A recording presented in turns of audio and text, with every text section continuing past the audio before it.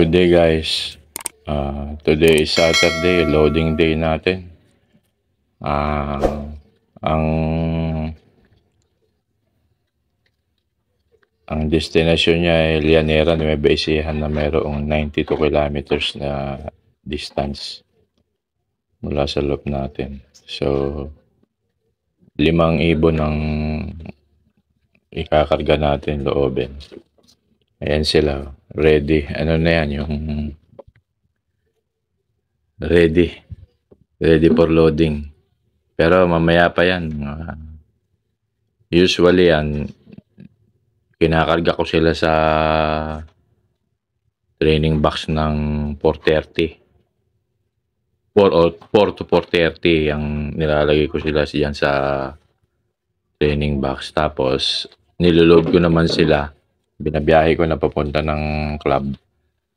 Usually 7 p.m. Kaya nakakapahinga pa sila sa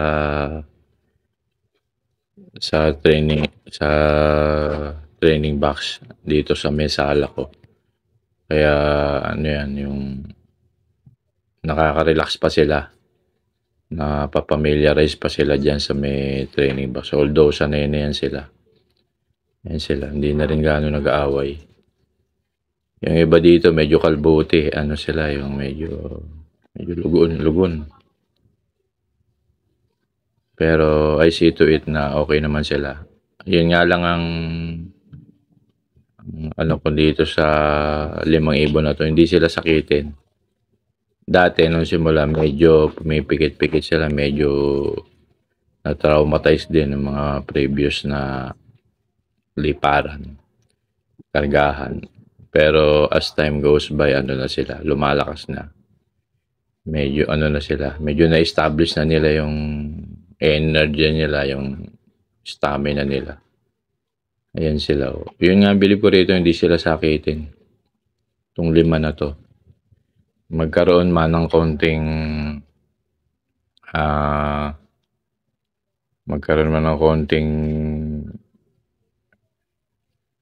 pagkawala sa 100% nila. Ano naman yung nakaka-recuperate naman sila sa mga sakit na nagbabanta sa ano nila, kaya nakaka-survive pa rin naman sila. So far, yun ang status nila. Although, yan nga, lugon yung 4 yata ang lugon dito. 3 or 4, pero okay naman eh. Wala naman silang sakit. Kaya tuloy ang karga. Mga last 3 laps, previous 3 laps, ano yan, 4 lang kinarga ko dahil yung isa. Pero nagkaroon ng sign ng 1A cold, pero gumaling naman siya. Kaya nag-skip siya ng mga tatlong hagis. Pero ngayon, nung nakaraan, Tarlac.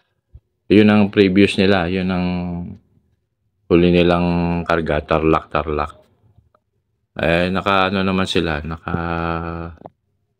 kauwi naman sa oras. Nasa mahigit 1,000 pa ang speed nila. Kasi nirelease ng Tarlac 7. 88 kilometers yun eh. 7 AM ang release. By 8, before 8:25, nakapag-trap na eh. Nakapag-trap na sila eh. Hindi ko nga lang nabura ko yung video ng arrival, kaya hindi ko na ano. Pero ano, 8:25, andyan na sila, kaya more than 1,000 pa ang speed nila. Tapos ngayon nga, Llanera, Nueva Ecija. Actually, may 3 laps ang BSRPC. Hindi na ako nakapag-entry kasi alanganin sila. Kaya nag-skip muna ako. Sayang nga, maganda yung 3 laps ang sprint race ng BSRPC. 800 the minimum speed. Hindi man ako nakapag-entry kahit isa or 2. Sayang. Pero okay lang. Ano lang. Mag-push through lang tayo sa pagkarga. Anyway, magkakaroon naman ng iba pang races yan sila palaro ang BSRPC. Kaya ano lang. Kailangan lang makapagpatuloy tayo magkarga para ma-build yung stamina nila. Tsaka maganda ang marking nila. Kasi crucial din yan hanggang 100 kilometers eh.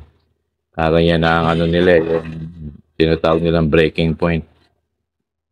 Kasi pag dumating sa ganyang distansya, kaya nilang pupugin yan eh. Kaya karga lang. Although sa mga ganyang kargahan, kahit makapag-skip ka nga ng 1 week, kung talagang ang ibon mo eh maganda ang homing instinct tsaka yung stamina niya. Kaya niya makapag-cope up eh. Kaya niya makahabol. At least 100 kilometers ang gap eh, kaya pa.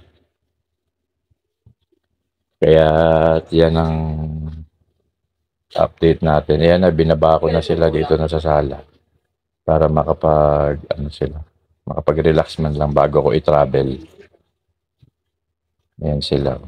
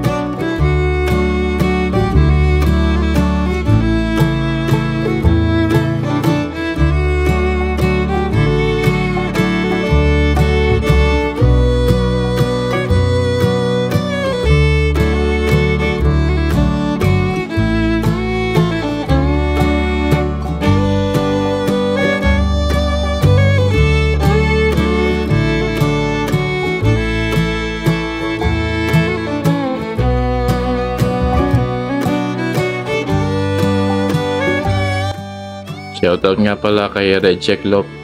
Good luck sa nalalapit mong mga races.